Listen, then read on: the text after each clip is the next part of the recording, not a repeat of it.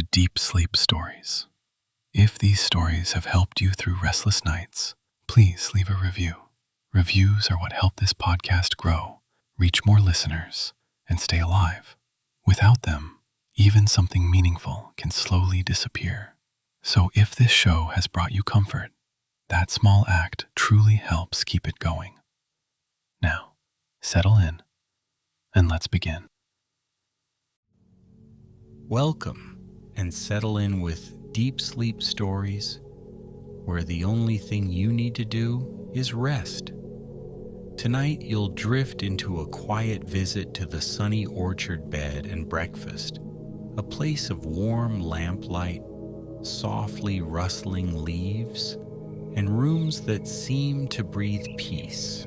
You can let your eyes close whenever they want to. Let your jaw unclench. Let your shoulders fall away from your ears, as if they've been holding up the day, and now they're allowed to stop. Imagine the weight of your body being kindly met by whatever supports you. A mattress, a pillow, a blanket, a familiar softness. Let it all be enough. Breathe in, slowly, as if you're breathing in a gentle evening. Breathe out, unhurried, as if you're exhaling what you don't need to carry. Each breath is a small, steady tide, in and out, with no effort, no goal, no urgency. Now picture a country lane that curls like a ribbon through rolling fields. The sky is dimming into that quiet shade between day and night, where the air cools and the world turns velvet soft. Somewhere ahead, beyond a rise, there is an orchard that catches the last light like honey in glass. Somewhere ahead there is a welcoming porch and windows glowing like warm lanterns. And as you continue to breathe, you don't have to imagine yourself walking there. You can simply let the story carry you like a slow, steady carriage on a smooth road, and you can ride in comfort, letting everything become easier, in and out. When you're ready, the viewpoint can gently shift. The story will move on its own without asking you to do anything at all. The lane did not hurry. It curved and softened, passing hedgerows that held the last birdsong like a secret, passing a small stream that whispered under a stone bridge. Above the fields, the evening air was clean and mild, brushed with the faintest scent of wild mint and sun-warmed grass. At the end of the lane where the world opened into an orchard, the bed and breakfast waited in a calm pocket of land.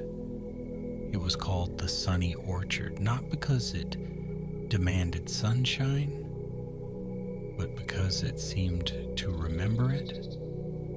Even at dusk, when shadows gathered among the trees, the house held a gentle brightness.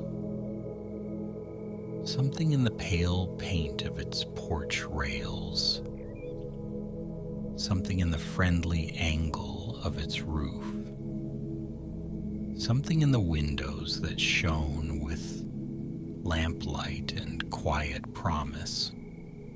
The orchard itself stretched on either side, rows of trees with branches that arched like patient arms. Apples hung in clusters, their skins catching the remaining glow. Leaves stirred in a soft hush, as if the trees were practicing a lullaby. A small wooden sign stood by the gate, painted with a simple sun and a modest script. Beneath it, a gravel path led toward the house. The gravel did not crunch sharply. It seemed to understand that this was a place for gentle sounds, was warm with familiar comforts. Baked was warm with familiar comforts. Baked fruit, clean linen, a hint of cedar from old beams, and something sweet that might have been cinnamon, or perhaps only the imagination of anyone who walked in and decided to feel safe. The proprietor of the sunny orchard bed and breakfast was named Mara. She moved through the front hall with quiet assurance, like someone who had learned long ago that peace could be arranged with simple things. Fresh water in a jug, a bowl of apples on a table, a well-placed lamp that made every corner look kind. Mara had a way of doing tasks without making them feel like tasks. She smoothed a cloth on the entry table, and it looked like a calm lake. She placed a key on a hook, and it seemed like it had always belonged there. When she spoke, her voice never startled the air. It settled into it, gentle as steam rising from a cup. The house received guests in the same way a blanket receives someone settling in for the night, with patience, with quiet warmth, with no questions that needed immediate answers. That evening, a guest arrived with travel-worn shoes and a tired gaze that drifted toward the lighted windows as if they were a harbor. The guest's name was Elowen, and she had been moving for many days, not always sure what she was seeking, only certain that her feet had been carrying her away from a loud place in her life and towards something softer. She paused at the orchard gate. A breeze slid through the leaves, cool and kindly, and Elowen felt it move across her cheeks like a gentle hand. The orchard seemed to greet her not with excitement, but with a quiet recognition. The trees did not lean in, the lanterns did not flare. Everything simply remained peaceful, as if saying, "Yes, you can rest here." Elowen followed the gravel path. On the porch, a swing creaked once, softly, as if it were exhaling. The front door was not heavy. It opened without complaint. Mara appeared in the hall, wiping her hands on a towel that looked as though it had been folded with care. She smiled, and the smile felt like a small fire in a hearth. Steady, contained, warming the room without demanding attention. "Welcome," Mara said. "You've arrived right on time for the evening settling." Elowen blinked slowly, as if her mind had become a pond and her thoughts were sinking into the deeper, quieter water beneath. "It's peaceful," she murmured. "It's meant to be," Mara replied. "Come in, your room is ready. There's warm tea if you'd like it, and the kitchen still has the last of the orchard tart cooling by the window." The words were not an offer that needed to be accepted quickly. They were simply possibilities, placed gently in front of Elowen like comfortable pillows. Mara took Elowen's small bag as if it weighed nothing. They crossed the entry hall where a vase held a few branches of apple blossoms, even though the season was drifting toward ripeness rather than bloom. The blossoms looked real, and they smelled faintly of honey and air. Elowen might have wondered about it, but the house had a way of smoothing over questions. If blossoms appeared, then blossoms belonged. In the sitting room, a fire murmured in the hearth, more glow than flame. A cat slept on a cushion nearby, curled into a perfect comma. It did not open its eyes as Elowen passed. It simply continued dreaming, as if demonstrating how to do it. Mara guided Elowen up the staircase. The wood steps did not squeak. The banister was polished by countless hands and felt warm to the touch.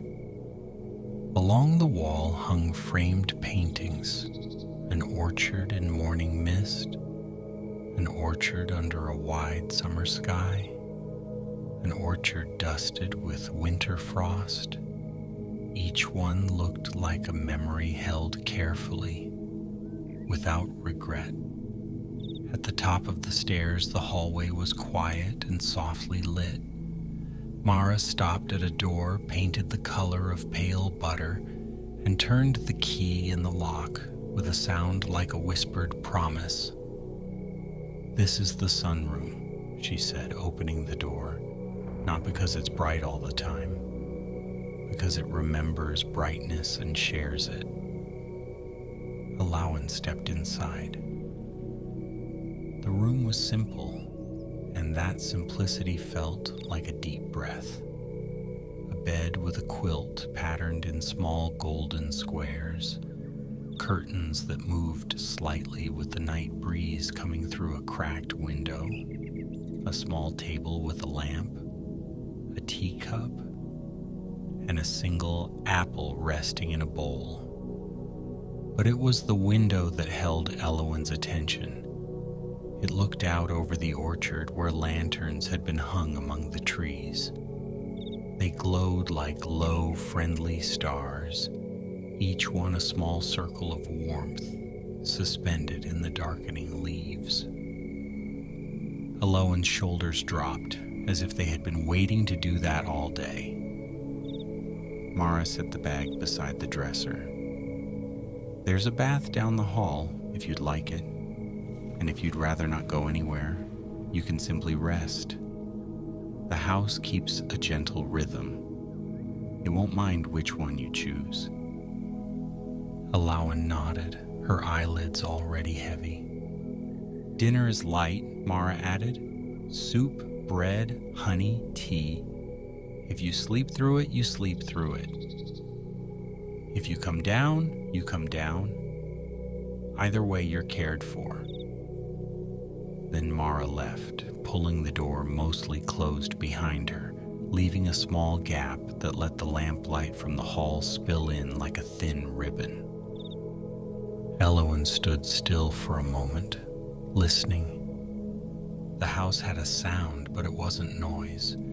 It was the sound of quiet living, the distant clink of a spoon, the soft sigh of the wind against the eaves, the gentle settling of wood and warmth. Outside, the orchard breathed. Elowen placed a hand on the quilt. The fabric was cool and smooth, and it felt like it had been made slowly, with patience, one stitch at a time. She sat, then lay back, just for a moment, to test the softness. The pillow cradled her head as if it had been expecting it. The bed did not feel like furniture, it felt like an invitation, but she remembered the bath, and the thought of warm water was like a small candle in her mind. She rose again, moving slowly, as if her body had already begun to forget what rushing felt like. Down the hall, the bath was tucked behind another pale door. Inside, the room glowed with candlelight. The tub was deep and white, and steam rose from the water as if the room itself was breathing out comfort. A basket held folded towels and a bar of soap that smelled faintly of apples and lavender. Elowen undressed without hurry. She stepped into the water and sank down until it covered her shoulders. Warmth wrapped around her like a thick shawl. The world narrowed to the small circle of candlelight, the gentle sound of water, the soft scent of soap. Her thoughts drifted through her mind like leaves on a slow river. They passed without snagging. She did not need to hold them. She did not need to solve them. She could let them float away. When she emerged, her skin felt calm and her limbs felt loose, as if she had been unknotted. Back in the sunroom, Elowen put on a soft robe that had been laid out for her, and she padded to the window. The orchard was darker now, but the lanterns glowed more clearly, making islands of light among the trees. She saw movement between the branches, something small and quiet.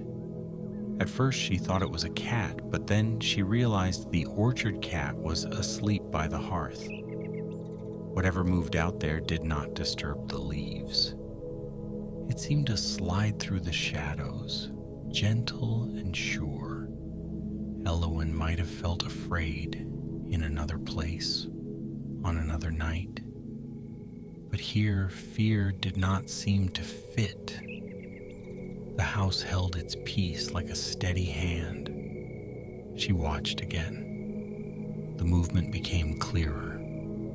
A figure, small as a child, but not quite. It wore a cloak the color of moss, and its hair looked like strands of pale straw. It stepped into a pool of lantern light, and Elowen saw that its face was not sharp or strange.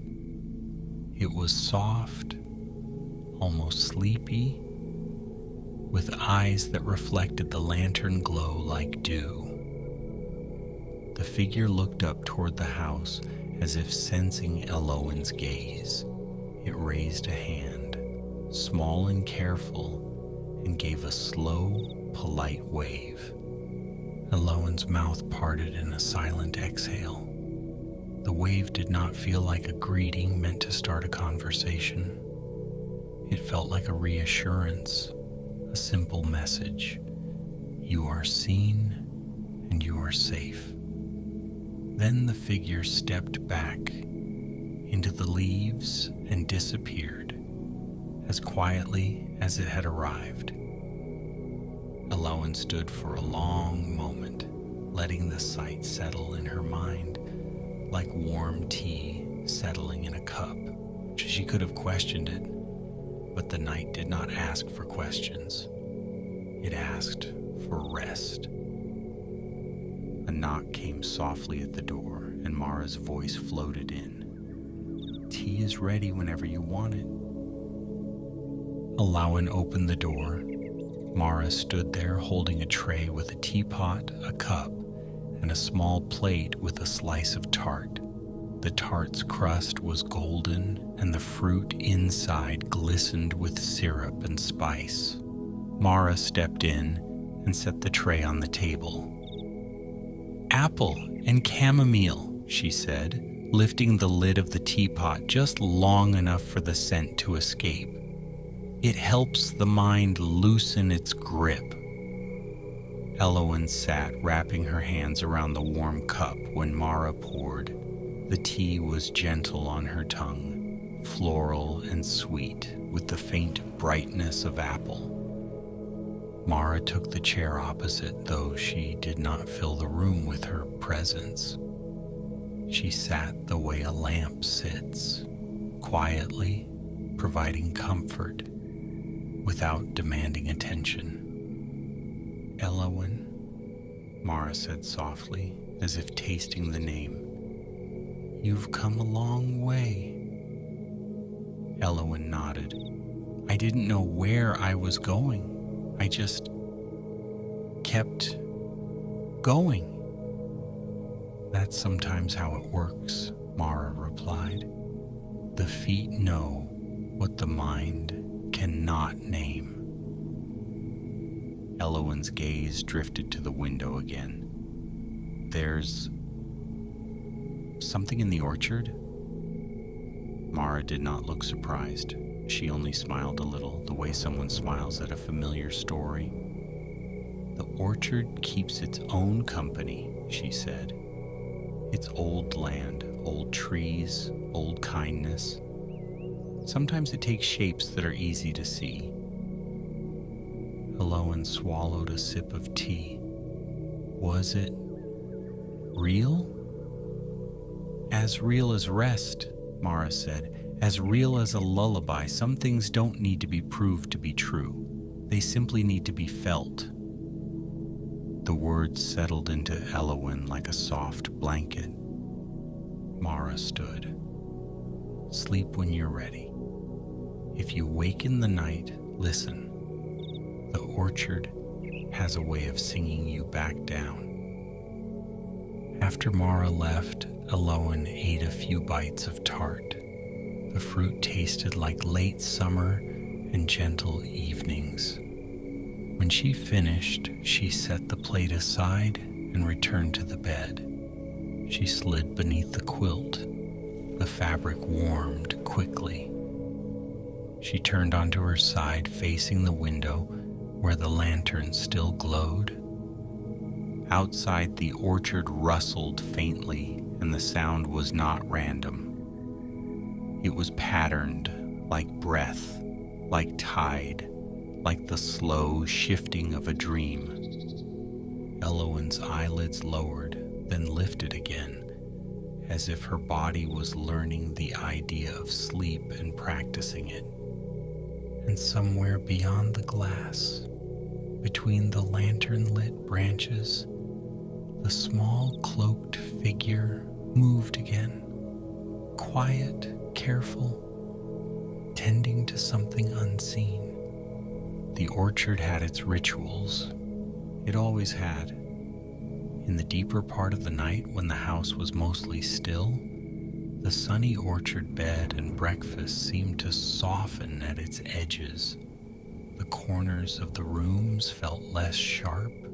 The air felt thicker and more velvety, and the light from the lantern seemed to drift rather than shine.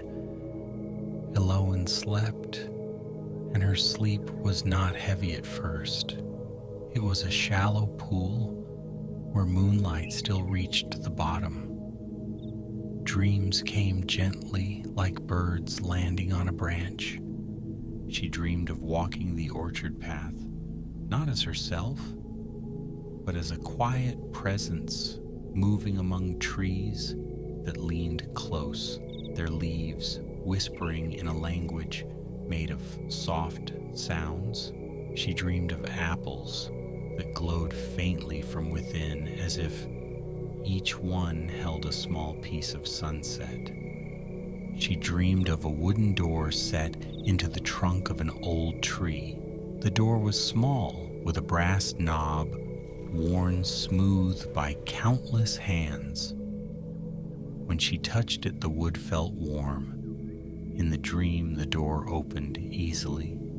Inside the tree was not darkness, but a warm room, lit by tiny lamps that looked like fireflies trapped gently in glass.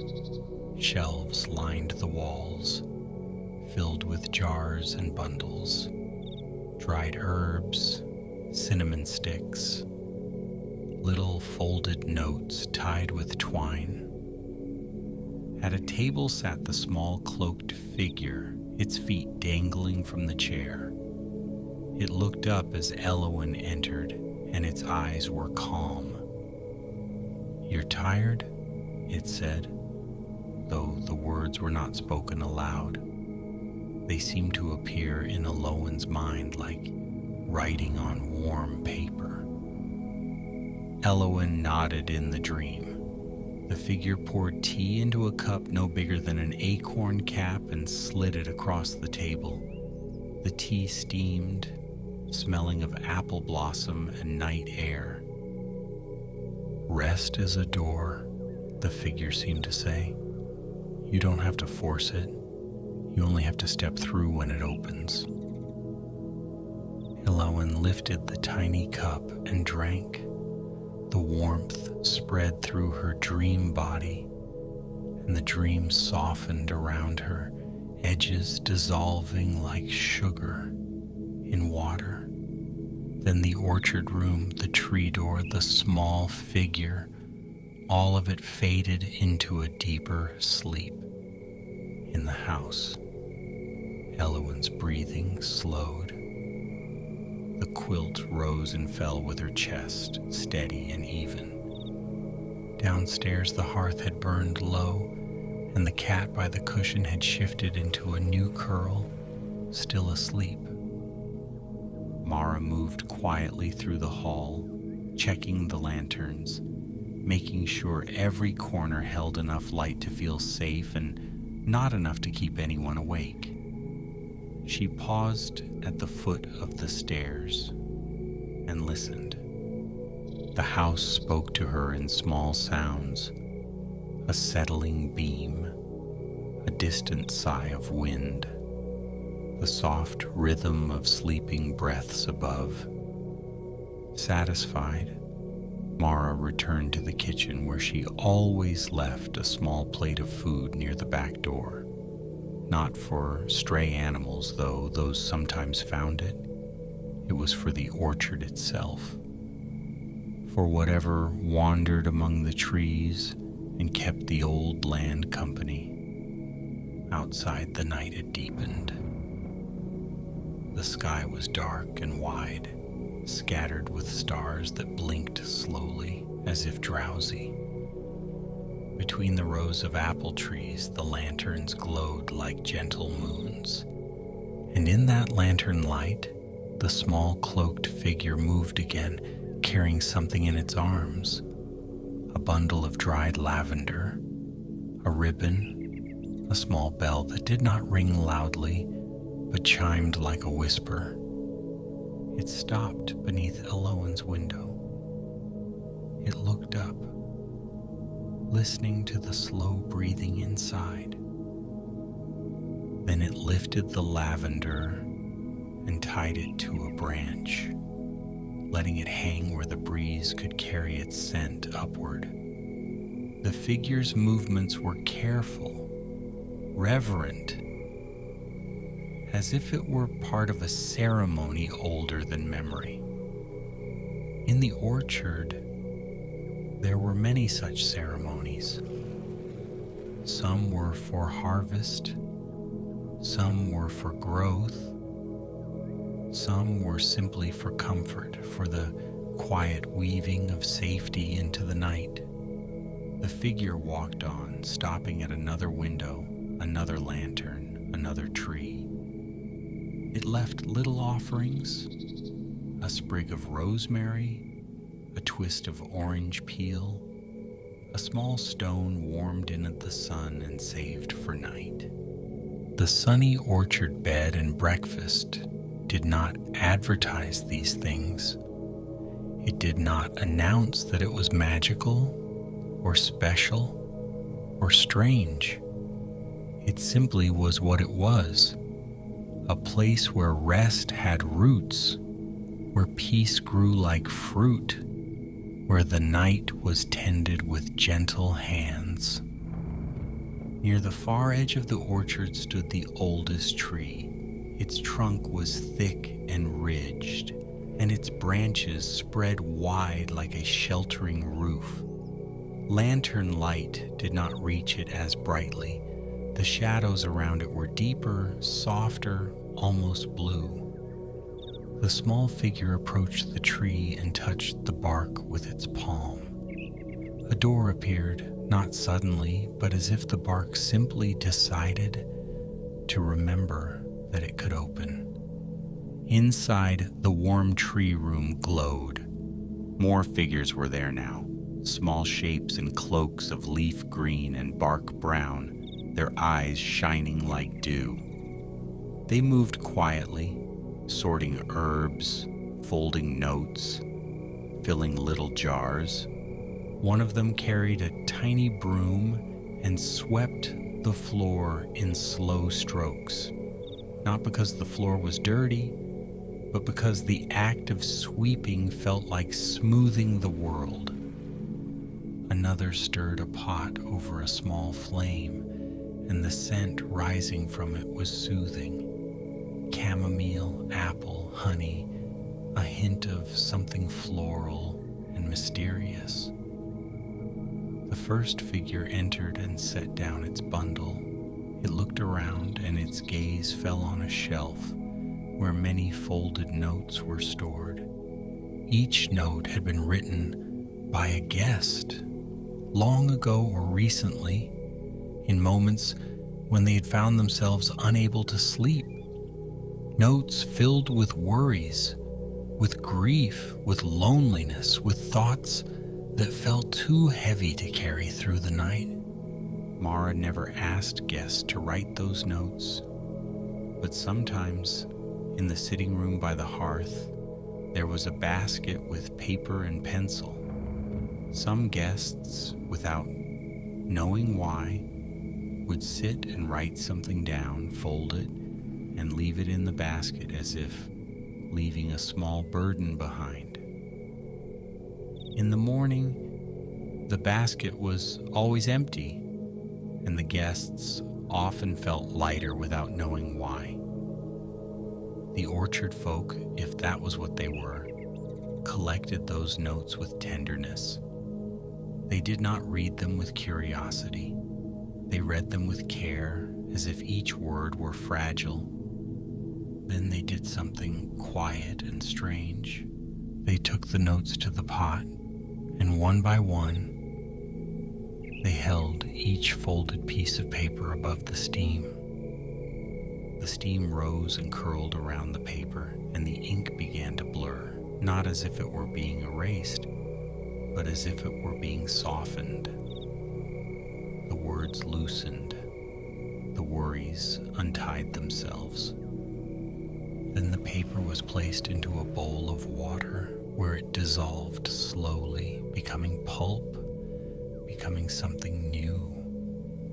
The orchard folk did not destroy the worries. They transformed them. They turned them into something that could be used again, into softness, into compost for new growth, into nourishment for rest. When the last note had been tended, one of the figures opened a small window in the tree room. Cool night air flowed in, and with it came the scent of apples and distant stars. The figures breathed it in, and for a moment, the entire orchard seemed to breathe with them. Above in the house, Elowen shifted in her sleep. She did not wake fully. She only sighed, as if releasing something she hadn't known she was holding. Her dream changed. Now she dreamed of a long table under apple trees, set with cups of tea and plates of fruit. Lanterns hung overhead, glowing softly. The orchard folk sat at the table too, their cloaks draped around them, their faces peaceful. Mara was there as well, pouring tea, her hands steady and kind. No one spoke loudly. No one spoke at all, perhaps. The dream was made of comfort rather than conversation. Elowen sat and felt in her dream what it was like to be among others without needing to perform, to explain, to be anything but tired and human and allowed to rest. She lifted a cup. The tea tasted like sunlight, remembered. The lanterns above swayed gently, and their glow seemed to sink into Elowen's chest, warming her from the inside out. When the dream faded, it faded into deeper sleep. The night continued its slow turning. At some point, the moon moved behind a thin veil of cloud, and the orchard darkened slightly. The lanterns became more prominent, each one a small point of warmth in the shadowed leaves. The small cloaked figure returned to Elowen's window once more. It listened again, and it smiled faintly. Then it reached into its cloak and pulled out something small, a tiny charm made of wood, carved in the shape of an apple with a little sun etched on it. It hung the charm on the lavender branch it had tied earlier, and the charm swayed gently, catching the lantern light. The figure stepped back and looked up one last time as if satisfied. Then it turned and melted into the orchard, disappearing among the trees. Inside, Elowen slept on. Toward morning, the house began to shift into a new kind of quiet.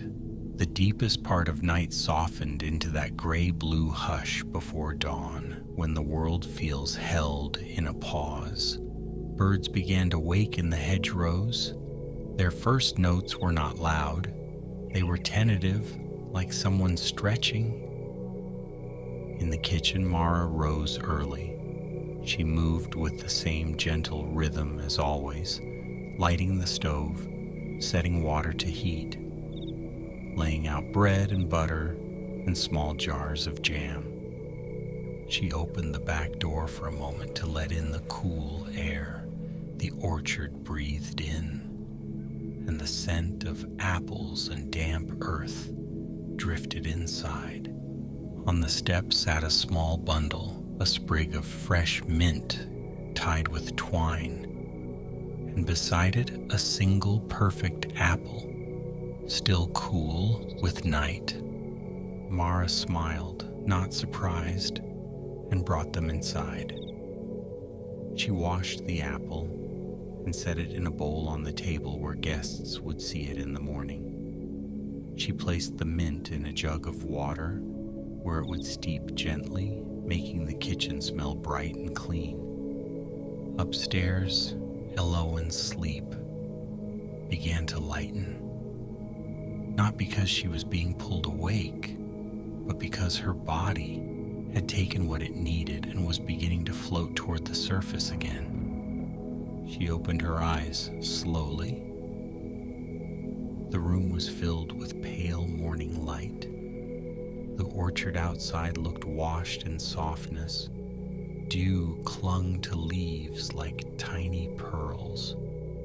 Elowen sat up, feeling something unfamiliar, a calm emptiness where anxiety had been, as if someone had quietly tidied her mind during the night, folding her worries and putting them away in a drawer she didn't have to open. She swung her feet to the floor. The wood felt cool. She padded to the window. Outside, the lavender branch still hung there, and the little wooden charm swayed gently. The scent of lavender drifted in through the cracked window, mixing with the morning air. Elowen touched the glass, then opened the window a little wider. The orchard greeted her with birdsong and the faintest rustle of leaves. She could hear far off the soft clink of dishes downstairs, breakfast being prepared, a day beginning without urgency. Elowen dressed slowly and went down to the dining room. Mara was there, placing a plate of sliced fruit on the table. The cat sat nearby, blinking sleepily as if it had only just remembered it lived in a house where humans moved around. "Good morning," Mara said softly. Elowen nodded, her voice quiet. "I slept?" Mara's smile was small and pleased. "The orchard likes to help." Elowen hesitated, then asked, "What is this place?" Mara poured tea into a cup and set it before her. "It's a bed and breakfast," she said simply, as if that were enough. Then, after a pause, she added, "And it's also a place where tired people can be held for a while, where the land remembers how to soothe, where the trees have learned the art of keeping secrets kindly." Elowen wrapped her hands around the warm cup. She felt the heat seep into her palms. Outside sunlight began to rise and the orchard brightened. Apples glowed softly on their branches. Leaves shimmered as if they were made of green glass. Elowen ate slowly. The food tasted simple and comforting. Bread, honey, fruit, tea. Each bite felt like a small affirmation that she was here, safe, steady, allowed. After breakfast, Mara suggested a walk.